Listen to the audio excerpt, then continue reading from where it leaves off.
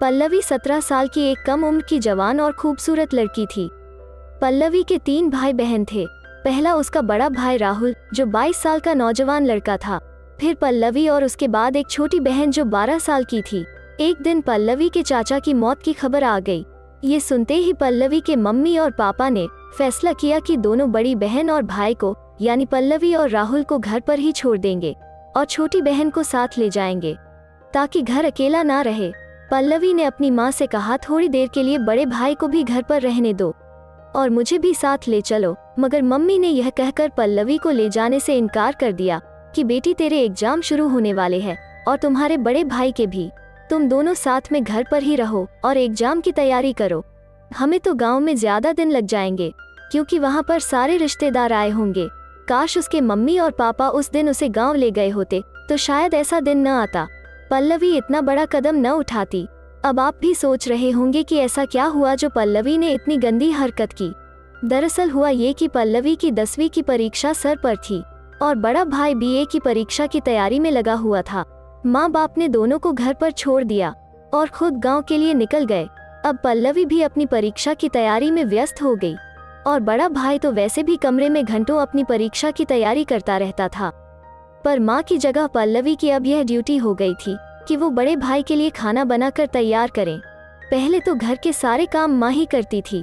अभी मम्मी और पापा को गए सिर्फ 3 से 4 दिन ही हुए थे कि दिन की बात है, दोपहर को राहुल घर आया। अपने रूम का दरवाजा खोला और किसी को रूम में बैठा कर सीधा किचन में आया। पल्लवी अपने कमरे में बैठकर पढ़ाई कर रही थी कि किचन से जब बर्तन निकलने की आवाज आई तो वो किचन में गई तो उसने देखा भाई किचन से खाने की डिश निकाल रहा है। पल्लवी ने अपने बड़े भाई को खाना निकालते हुए देखा तो बोली, भाई लाइए मैं खाना निकाल देती हूँ। राहुल बोला ठीक है और यह कहकर वो अपने रूम में चला गया और अंदर से कुंडी बंद कर ली। पल्लवी ने खाना प्लेट में लगाकर तैयार कर दिया और अपने भाई के रूम की तरफ खाना लेकर चली गई। पल्लवी ने बाहर से दरवाजा खटखटाया तो राहुल ने दरवाजा खोला और खाने की प्लेट ले ली। पल्लवी खाना देकर मुड़ ही रही थी कि मुड़ते मुड़ते ही उसकी नज़र भाई के कमरे में पड़ी तो उसको ऐसा महसूस हुआ कि कमरे के अंदर कोई लड़की है। ये देखकर पल्लवी चौंक गई, पर अपने भाई को उसने महसूस नहीं होने दिया और राहुल का वैसे भी ध्यान सिर्फ और सिर्फ खाने पर ही था। और जैसे ही उसने पल्लवी के हाथ से खाना लिया, पल्लवी चुपके चुपके तिरछी नजरों से कमरे में झांक कर देख रही थी और राहुल उसके जाने का इंतजार कर रहा था। और जैसे ही पल्लवी मुड़ी, उसने तुरंत दरवाजे की कुंडी अंदर से बंद कर ली। पल्लवी जब किचन में गई तो उसका दिल जोर जोर से धड़क रहा था कि हमारे घर में ही अजनबी लड़की कौन है और वो मेरे भाई के कमरे में क्या कर रही है। पल्लवी का किचन भाई के कमरे के बगल में ही था, पर थोड़ी देर में ही पल्लवी ने अपने आप को समझाया कि शायद मेरी नजरों का यह धोखा होगा या वहम होगा। ऐसा कैसे हो सकता है कि भाई के साथ रूम में कोई लड़की हो। पल्लवी जितना अपने दिमाग से बात को हटाने की कोशिश कर रही थी, उतना ही उसके दिमाग में अलग अलग ख्याल आ रही थी। फिर पल्लवी ने सोचा, देखो तो सही कि आखिर मामला क्या है। इतने में फिर राहुल किचन की तरफ आया और पल्लवी से बोला, पल्लवी 2 कप चाय बना दो। मैं और मेरा दोस्त कमरे में स्टडी कर रहे हैं और मैं जब बाजार से घर आ रहा था तो मैंने किचन का सारा सामान ले आया था। वो तुम देखकर बता दो कि कुछ कमी तो नहीं है, नहीं तो बाद में मुझे डिस्टर्ब मत करना। पल्लवी बोली, ठीक है, अभी मैं 5 मिनट में चाय तैयार कर देती हूँ।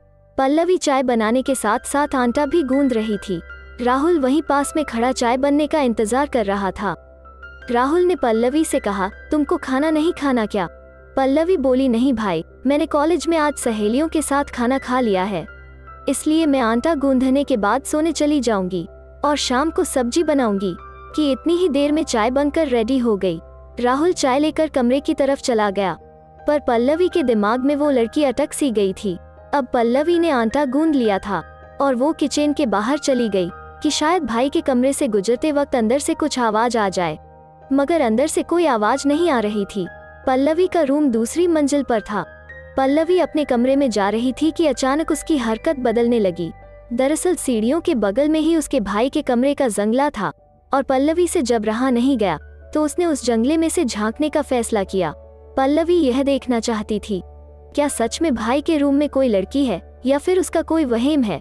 और जब पल्लवी ने सीढ़ियों पर चढ़कर जंगले में से अपने भाई के कमरे में झांका तो पल्लवी ने कुछ ऐसा देखा कि उसका दिलो दिमाग चकरा सा गया। कमरे के अंदर पल्लवी का भाई और वो लड़की ऐसी हालत में थे कि पल्लवी ने दोनों को देखकर अपना आपा खो दिया। पल्लवी अभी 17 साल की ही थी और पल्लवी ने पहली बार ऐसी उल्टी सीधी हरकतें अपनी आंखों से देखा था। कुछ देर ऐसा देखकर वो सुन पड़ गई और अपने कमरे में जाकर सो गई।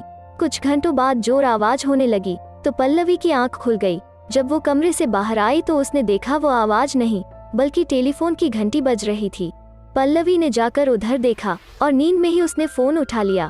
पल्लवी फोन पर कुछ बोलती उससे पहले उधर से एक लड़की की आवाज आई और लड़की कहने लगी, राहुल मुझे आपकी बहुत याद आ रही है।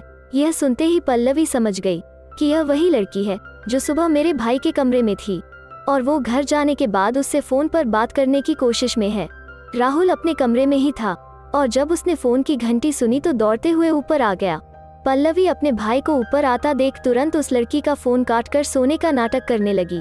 टेलीफोन पल्लवी के कमरे में ही था और जब राहुल पल्लवी के कमरे में पहुंचा तो उसने देखा फोन कटा हुआ है और पल्लवी सो रही है। पर पल्लवी सो नहीं रही थी, वो तो सोने का नाटक कर रही थी। राहुल ने तुरंत उस लड़की को फोन लगाया और फोन पर ही गंदी गंदी बातें करने लगा। दिन में वो हरकत और रात की ऐसी बातों ने पल्लवी को काफी टेंशन में डाल दिया था। अब रात का 1 बज चुका था। पल्लवी ने रात का खाना भी नहीं बनाया था। राहुल जब बात करके फोन से उठा तो उसने कहा, पल्लवी उठो, तुमने तो खाना भी नहीं बनाया है, कितना सोओगी। तब पल्लवी एक्टिंग करते हुए करवट लेकर उठी और बोली, क्या टाइम हो रहा है भाई। उसने कहा, रात के 1 बज रहे हैं, तुम तो घोड़े बेचकर सोई हो, खाना भी नहीं बनाया। अपने भाई की बात सुनकर पल्लवी ने एक्टिंग की, 1 बज गया है, मैं तो दोपहर में सोई थी, आपने मुझे जगाया ही नहीं। राहुल बोला, चलो उठो और जो तुम्हें खाना है वो खा लो, मैं बाहर से सब्जी पराठा खाकर आया हूँ, सुबह मुझे यूनिवर्सिटी भी जाना है। और ये कहकर राहुल सोने चला गया और पल्लवी फिर से दिन का वो हादसा और रात की गंदी बातें सोचने लगी। पल्लवी के अंदर उसके शरीर में हलचल हो रही थी। पल्लवी ने सब कुछ अपनी आंखों से देखा था और कानों से सुना था, पर इतनी कम उम्र की होने के बावजूद उसे कुछ यकीन नहीं हो रहा था। और अब पल्लवी धीरे धीरे गलत रास्ते पर चलने लगी थी।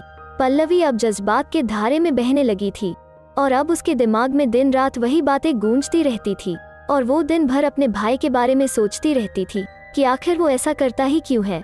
और दोस्तों, आप सभी लोग यह तो जानते ही होंगे कि लड़का हो या लड़की कम उम्र में बहक ही जाते हैं और यह एक ऐसी लत है कि अगर कम उम्र में लग जाए तो वो एक ऐसे जाल में फंस जाता है जो मौत आने तक नहीं छूटती। और इन्हीं सब सोच और बातों की वजह से पल्लवी ने वो काम कर डाले जो एक कम उम्र की मासूम लड़की कभी सोच भी नहीं सकती। और अब उसके भाई ने भी खूब फायदा उठाया और रोज वो घर खाली देखकर इस स्टडी के बहाने उस लड़की को रोज बुलाया करता था और पल्लवी भी आकर सीढ़ी के जंगले पर छुप छुप कर वो अपने भाई का खेल देखती रहती थी। और लगातार ऐसा 6 दिन तक चलता रहा। 6 दिनों बाद पल्लवी के पापा वापस आ गए क्योंकि पल्लवी के पापा की ड्यूटी जो थी। पल्लवी का भाई भी अब अपनी पढ़ाई में व्यस्त रहने लगा, पर पल्लवी का अब पढ़ाई से ध्यान धीरे धीरे हटता गया और उसकी जिंदगी बदलने लगी। दरअसल बात कुछ यह है, इंसान जो चीज देखता है उसे पाने की पूरी कोशिश करता है और यही चीज पल्लवी के साथ भी हो रही थी। पल्लवी की मम्मी गांव से नहीं आई थी। रोज सुबह पल्लवी का भाई कॉलेज और पापा ड्यूटी पर चले जाते थे और शाम को वापस आते। पल्लवी घर में पूरा दिन अकेले रहती थी और वो अपने दोस्तों से मैगजीन लाकर पढ़ा करती थी और वो मैगजीन उसकी उम्र से ज्यादा सेहतमंद और हसीन भी थी। पल्लवी को उसकी बढ़ती हुई उम्र ने धोखा दे डाला और नए नए रास्ते वो खोजने लगी जिससे वो अपनी सारी ख्वाहिशें पूरी कर सके। और फिर एक दिन पल्लवी को घर के छत से ही एक रास्ता मिल गया जिससे वो सारी ख्वाहिश पूरी कर सकती थी। पल्लवी ने बाहर के कई लड़कों को फंसाने की कोशिश की, पर घर की इज्जत और समाज का डर सामने आया। पल्लवी जल्द से जल्द कुछ कर लेना चाहती थी क्योंकि अगर मम्मी आ जाती तो वो दिन रात चौकीदार की तरह उसके पीछे पड़ी रहती और घर को चेक करना शुरू कर देती। और कोई भी माँ नहीं चाहेगी कि उसकी औलाद ऐसे गलत काम करे। एक दिन की बात है, पल्लवी कपड़े धोकर छत पर सुखाने गई। पल्लवी कपड़े सुखा ही रही थी कि अंधेपन में 2 घर छोड़ के उसे एक लड़का नजर आया जो कि पहले भी पल्लवी को बहुत से इशारे कर चुका था, पर उस समय पल्लवी का जवाब था नफरत। पल्लवी उसकी तरफ देखती भी नहीं थी और पल्लवी अपने भाई की वजह से आज उसे अपनी इज्जत सौंपने वाली थी। वो लड़का अपने छत पर पतंग उड़ा रहा था, तब पल्लवी ने अपने अंधेपन में आकर उस लड़के को इशारा कर दिया। वो लड़का पल्लवी के इशारे को समझ चुका था और जैसे ही पल्लवी ने उसको इशारा किया और वो बंदरों की तरह छतों को लांघकर पल्लवी के पास आ गया। पल्लवी ने उसका हाथ पकड़ा और सीढ़ियों से उसे नीचे ले आई और बिना कुछ कहे ही उससे लिपट गई। पल्लवी को लगा कि वो लड़का तो मौके की तलाश में होगा, पर हुआ उल्टा। उस लड़के ने पल्लवी के जज्बात को समझे बिना ही उसे आज अधूरा छोड़ दिया। पल्लवी अभी सिर्फ 17 साल की ही थी और वो लड़का राहुल का दोस्त भी था। और जब उसने पल्लवी की ऐसी हरकत देखी तो उसने पल्लवी के मुंह पर 2 थप्पड़ जड़ दिए और वहां से पल्लवी को धमकी देकर चला गया कि अगर उसने आइंदा ऐसी हरकत की तो वो उसके भाई से उसकी सारी हरकतें बता देगा। पर उस लड़के की छोड़ने की वजह से पल्लवी अब भी मानी नहीं थी। आप यह कह सकते हैं कि मानो शेर के मुंह में खून गया हो और वो उसी खून से अपनी प्यास बुझाना चाहती थी। लड़के के जाने के बाद तुरंत ही राहुल घर आ गया। पल्लवी ऊपर कमरे में ही थी। वो कपड़े पहनकर तुरंत नीचे आई। तब राहुल ने पल्लवी से बोला, कुछ खाने को मिलेगा। पल्लवी बोली, नहीं भाई, मेरी तबीयत ठीक नहीं है, बाहर से ही कुछ ले आओ। और वो अच्छा कहता हुआ चलता बना। पल्लवी अब नहाने चली गई। नहा कर निकली तो अपने कमरे में जाकर फूट फूट कर रोने लगी। उसको कुछ समझ नहीं आ रहा था कि आखिर वो करे तो करे क्या। आखिर उसके शरीर में ऐसी हलचल हो क्यों रही है। यह सब होने के बाद राहुल बाजार से खाना खाकर वापस आ गया और उसने पल्लवी को आवाज लगाई। पल्लवी ने जैसे ही अपने भाई की आवाज सुनी तो तुरंत गई और उससे लिपट गई। राहुल को कुछ समझ नहीं आ रहा था कि यह हो क्या रहा है। और जब पल्लवी ने दरवाजे की कुंडी बंद करी तो राहुल समझ गया कि पल्लवी आखिर उससे चाहती क्या है। और उस दिन दोनों ने अपनी हदें पार कर दी और पल्लवी ने ऐसी हरकत की जिससे भाई बहन के पवित्र रिश्ते में दाग लग गया। और आज जब वो दोनों ऐसा कर रहे थे तभी पल्लवी की मां ने आकर सब कुछ देख लिया और वो बर्दाश्त ना कर पाई और किचन में जाकर उन्होंने खुद को चाकू मार लिया। और कुछ घंटों बाद पल्लवी के पिता ड्यूटी से लौटे तो अपनी पत्नी की ऐसी हालत देखकर वो रो पड़े। तब तक देर हो चुकी थी। घर पर पुलिस पल्लवी और उसके भाई को जेल में ले जाने के लिए तैयार थी। और जब पल्लवी के पिता को यह बात पता चली तो पुलिस के जाने के बाद उन्होंने भी जहर खाकर खुद को मौत के घाट उतार लिया। दोस्तों, इस कहानी से हमको यह सीख मिलती है कि हमें बच्चों के सामने कोई ऐसी गलत हरकत नहीं करनी चाहिए। धन्यवाद दोस्तों, वीडियो को लाइक करें और हमारे चैनल को जरूर सब्सक्राइब करें। मिलते हैं एक नई कहानी के साथ वापस। तब तक के लिए अपना ख्याल रखें।